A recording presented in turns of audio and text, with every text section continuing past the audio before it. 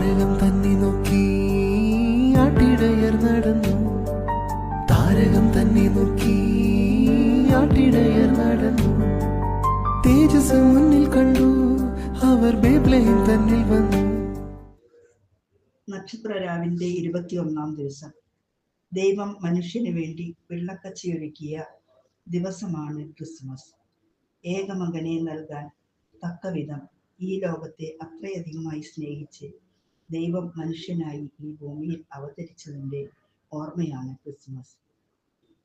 ക്രിസ്മസിൻ്റെ വരവിനായി ഒരുങ്ങുന്ന ഈ ദിവസത്തിൽ നമുക്ക് പൈശാചിക ഉപദ്രവങ്ങളിൽ കഴിയുന്ന ഓരോ മക്കളെയും ഉണ്ണീശോയ്ക്ക് സമർപ്പിക്കാം.